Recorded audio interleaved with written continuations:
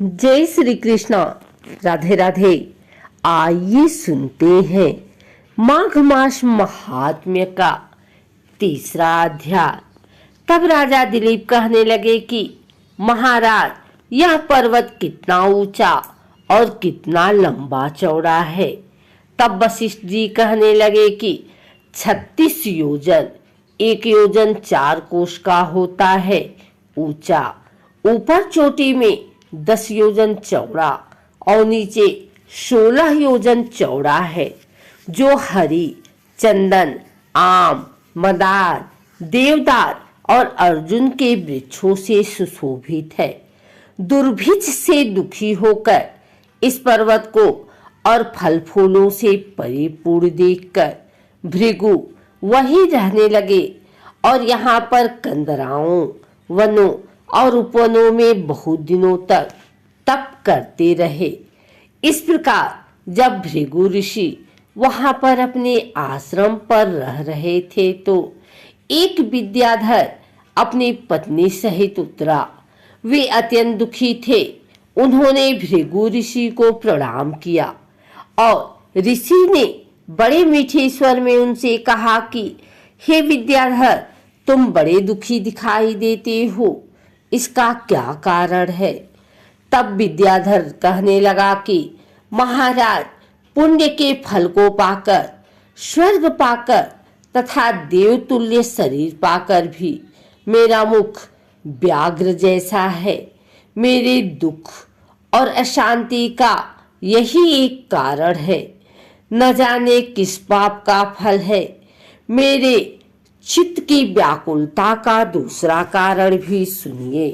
मेरी पत्नी अति रूपवती, मीठा वचन बोलने वाली, नाचने और गाने की कला में अति प्रवीण, शुद्ध चित्त वाली, 7 सुरों वाली, बीड़ा बजाने वाली, जिसने अपने कंठ से गाकर नारद जी को प्रसन्न किया, नाना स्वरों के नाद से बीड़ा बजाकर कुबेर को प्रसन्न किया, अनेक प्रकार के नाच ताल से शिवजी महाराज भी अति प्रसन्न हुए और रोमांचित हुए। शील, उदारता, रूप तथा यौवन में स्वर्ग की कोई अप्सरा भी इस जैसी नहीं है। कहाँ ऐसी चंद्रमुखी स्त्री और कहाँ मैं व्याघ्र मुख वाला, यही चिंता सदैव मेरे हृदय को जलाती है। विद्याधर के ऐसे वचन सुनकर तीनों लोकों की, भूत, भविष्य और वर्तमान की बात जानने वाले तथा दिव्य दृष्टि वाले ऋषि कहने लगे कि हे विद्याधर, कर्म के विचित्र फलों को प्राप्त होकर ज्ञानी पुरुष भी मोह को प्राप्त हो जाते हैं। मक्खी के पैर जितना विष भी प्राण लेने वाला हो जाता है, छोटे छोटे पापों का फल भी अत्यंत दुखदायी हो जाता है। तुमने माघ मास की एकादशी का व्रत करके द्वादशी न आने तक शरीर में तेल लगाया, इसी पाप कर्म से व्याग्र हुए। एकादशी के दिन उपवास करके द्वादशी को तेल लगाने से राजा पुरुरवा ने भी कुरूप शरीर पाया था। तब वह अपने कुरूप शरीर को देखकर दुखी होकर हिमालय पर्वत पर देव सरोवर के किनारे पर गया। प्रीतिपूर्वक शुद्ध स्नान कर कुशा के आसन पर बैठकर भगवान कमल नेत्र, शंख, चक्र, गदा, पद्म के धारण करने वाले पीतांबर पहने, वनमाला धारण किए हुए विष्णु का चिंतन करते राजा पुरुरवा ने 3 मास तक निराहार रहकर भगवान का चिंतन किया। इस प्रकार 7 जन्मों में प्रसन्न होने वाले भगवान राजा के 3 महीने के तप से ही अति प्रसन्न हो गए और माघ की शुक्ल पक्ष की एकादशी को प्रसन्न होकर भगवान ने अपने शंख के जल से राजा को पवित्र किया।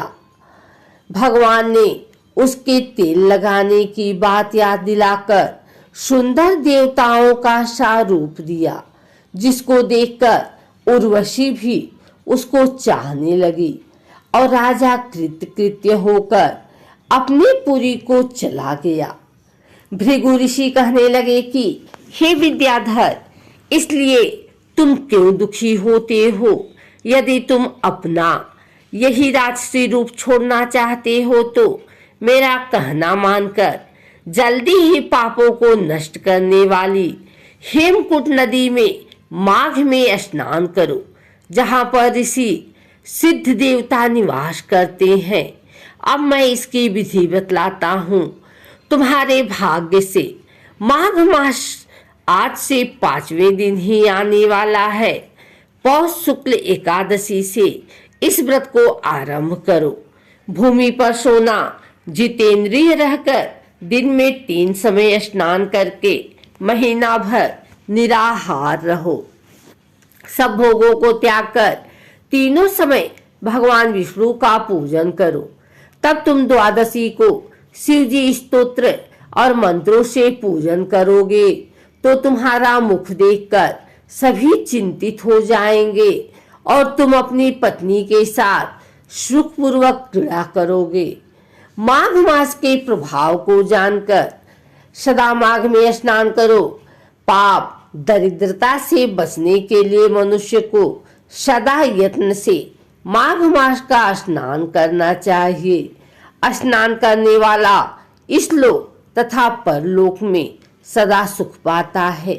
वशिष्ठ जी कहते हैं कि हे दिलीप, भृगु जी के यह वचन सुनकर वह विद्याधर अपनी स्त्री सहित उसी स्थान पर पर्वत के झरने में माघ का स्नान करता रहा और उसके प्रभाव से उसका मुख देव सदृश हो गया और वह मरीग्रीव पर्वत पर आनंद से रहने लगा। भृगु जी भी नियम की समाप्ति पर शिष्यों सहित इवा नदी के तट पर आ गए। माघ मास महात्म्य का 3रा अध्याय समाप्त हुआ।